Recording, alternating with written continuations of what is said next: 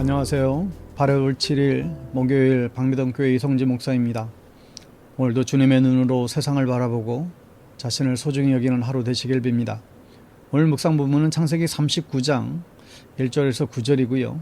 제가 2절 말씀 봉독하지요. 여호와께서 요셉과 함께 하심으로 그가 형통한 자가 되어 그의 주인 애굽 사람의 집에 있으니. 아멘. 지난 이야기를 보면 요셉은 양을 치고 있는 형들을 만나기 위하여 도단으로 가게 됩니다. 요셉을 매우했던 형들은 요셉을 죽이려다가 르우벤과 유다의 만류로 포기하고 요셉을 이집트의 노예로 팔게 되지요. 요셉의 인생은 그 꿈 때문에 완전히 꼬이게 되었습니다. 앞으로 요셉의 삶은 어떻게 될까요? 이집트 사회는 노예들이 노동력으로 유지되던 사회였습니다. 고대 로마도 똑같았습니다. 전쟁을 내서 노예를 잡아오고 그 노예들을 죽을 때까지 노동하고 로마 시민들은 그 노예들의 노동 때문에 풍요로울 수가 있었죠. 이집트에 잡혀온 노예들이 주로 가던 곳은 큰 공사 현장이었습니다. 특히 히브리 노예들은 벽돌 공장에 주로 배치되었고 그 기록은 출애굽기 1장에 잘 나타나 있습니다. 피라미드 공사장에도 많은 노예들이 필요했지요. 이 위험하고 힘든 공사를 이집트 사람들을 시킬 수가 없는 일이었기 때문에 대부분의 노예들은 이렇게 위험한 곳에서 평생 일하다가 죽었습니다. 오늘 본문 1절에 보면 요셉이 이끌려 애굽에 내려가매 바로의 신하 친위 제장 애굽 사람 보디발이 그를 그리로 데려간 이스마엘 사람의 손에서 요셉을 사니라. 요셉이 이집트에 도착하자마자 그는 노예 시장에 오르게 되었습니다. 노예 상인은 요셉의 상품성을 설명하기 시작하죠. 요셉은 잘생긴 17살 청년이었지만 힘을 쓸 만하게 생기지는 않았습니다. 이런 경우 피라미드 공사 현장이나 벽돌 공장에 사갈 것이 뻔했지요. 그러나 그날 노예로 사러 노예시장에 온 바로의 친위대장 보디발의 눈에 요셉이 들어왔습니다. 그리고 다른 사람들보다 비싼 돈을 주고 요셉을 집으로 사왔습니다. 이렇게 말도 안 통하는 이집트에서 요셉의 첫날이 시작되지요. 왜 보디발은 그날 노예시장에 나왔을까요? 또 왜 보디발은 다른 사람들보다 더 많은 돈을 들여서 이 요셉을 샀을까요? 2절에 보면 여호와께서 요셉과 함께 하심으로 그가 형통한 자가 되어 그의 주인 애굽 사람의 집에 있으니. 아멘. 이 성경에 답이 있죠. 여호와께서 요셉과 함께 하심으로. 하나님께서 요셉을 이집트 노예로 보내셨지만 혼자 보내지 않으셨어요. 하나님께서 함께 따라오셨습니다. 그리고 보디발을 노예시장으로 이끄셨고 보디발의 마음을 움직이셨던 것이죠. 여러분, 여호와 하나님께서 성도님들과 함께 하시기를 간절히 빕니다. 우리가 어떤 상황에 있다 할지라도 여호와 하나님께서 나와 함께 하심을 믿으시기 바랍니다. 하나님께서 요셉과 함께 하시니 그가 형통한 자가 되었다라고 했습니다. 주님께서 우리와 함께 하십니다. 삶의 고통스러운 상황 속에서 이 주님을 인식하고 사세요. 내가 무엇을 하든지 어디에 있든지 우리 주님께서 나와 함께 하십니다. 여호와 하나님께서 우리와 함께 하심을 믿으시기 바랍니다. 여러분, 우리는 누구나 형통한 삶을 살기를 원해요. 형통이 뭘까요? 사전에 보면 모든 일이 뜻과 같이 잘 되어감이라고 설명해 놨습니다. 요셉의 삶은 형통했나요? 정말 모든 일이 그의 뜻대로 이루어지고 있나요? 여기서 우리는 누구의 뜻인가가 중요하죠. 요셉의 뜻대로 모든 일이 이루어지지 않고 있습니다. 그는 그냥 야곱의 귀한 아들로만 살고 싶었지요. 그러나 하나님의 뜻은 달랐습니다. 하나님께서는 요셉이 이집트의 지도자가 되기를 원하셨습니다. 여러분, 우리는 만사 형통한 삶을 원해요. 그러나 그 속을 잘 살펴보면 내 계획과 내 뜻과 내 계획표대로 하나님께서 움직이시기를 원하는 것을 알 수가 있죠. 여러분, 우리들의 계획이 무너지고 우리들의 뜻과 계획표가 무너질 때 우리는 하늘을 봐야만 할 것입니다. 내 인생의 주인이신 하나님께서 나와 다른 계획을 가지고 계시는구나. 나보다 더 큰 계획을 갖고 계신 우리 주님의 뜻에 순종하며 살아야 할 것입니다. 어떻게 하면 우리가 형통한 삶을 살 수 있을까요? 첫째는 하나님께서 함께 하셔야만 합니다. 3절에도 그의 주인이 여호와께서 그와 함께 하심을 보며 또 여호와께서 그의 범사에 형통하게 하심을 보았더라. 이것은 요셉의 주인이었던 보디발의 고백이에요.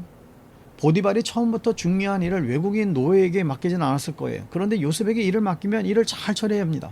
근데 잘하는 정도가 아니라 누가 도와주는 것처럼 잘 되는 것이죠.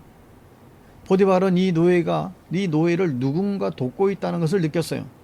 아마 이 노예가 믿고 있는 하나님이란 신이 이 노예를 돕고 보호하고 있는 것 같았지요. 사절에 보면 요셉이 그의 주인에게 은혜를 입어 섬김에 그가 요셉을 가정 총무로 삼고 자기의 소유를 다 그의 손에 위탁하니. 노예로 붙잡혀 와서 이집트 말을 차근차근 배우기 시작합니다. 집에서 쉬운 일부터 맡아서 배우기 시작했죠. 그리고 하나님께서 은혜를 주시는데 요셉을 가정 총무로 삼게 하셨습니다. 여러분, 이 가정 총무는 그 가정의 모든 것을 주관할 수 있는 사람을 말해요. 주로 종들 가운데 가장 똑똑하고 믿을만하고 일 잘하는 사람을 뽑았죠. 종들 중에서 가장 높은 종이라고 할 수 있습니다. 왜 요셉은 보디발의 집 총무가 되었을까요? 뒤에 보면 하나님의 깊으신 뜻을 알 수가 있어요. 요셉은 아주 큰 집인 보디발의 집의 총무가 되어 가정을 경영해 봤어요. 후에 요셉은 이집트의 가장 좋은 감옥에서 감옥 총무가 되어 국가기관의 감옥을 운영해 봤습니다. 그리고 요셉은 이집트의 총리 대신이 되어 나라를 경영하게 됩니다. 그러니까 고난인 줄 알았는데 훈련이었다라는 것이죠. 하나님께서 지금 요셉을 고생시키는 게 아니라 차근차근 지금 훈련을 시키고 있는 것입니다. 여러분, 어떤 사람이 형통한 사람일까요? 요셉을 보시면 진짜 형통한 사람이 무엇인지 잘 알 수가 있어요.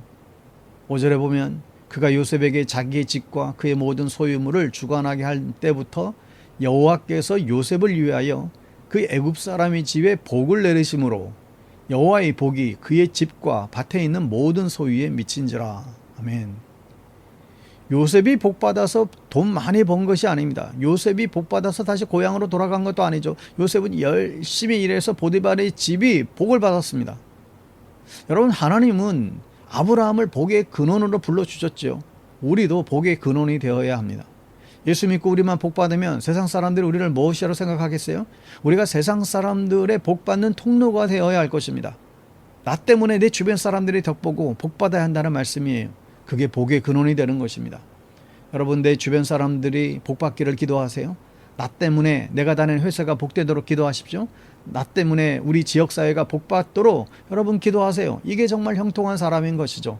나로 인하여 다른 사람들도 복받을 수 있게 되기를 축복합니다. 여러분, 이 요셉은 참 잘생긴 청년이었어요. 근데 잘생길 수밖에 없었던 게 그의 어머니 라헬이 그렇게 이뻤습니다. 할머니 리브가도 미인이었죠.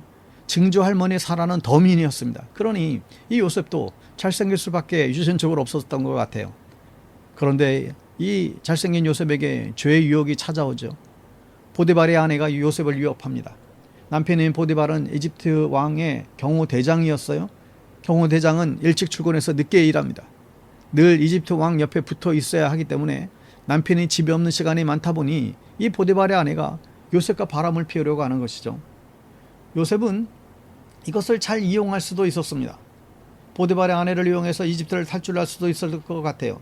꿈에도 그리던 고향집으로 돌아갈 수도 있었을지 모릅니다. 그런데 요셉은 그렇게 하지 않았습니다.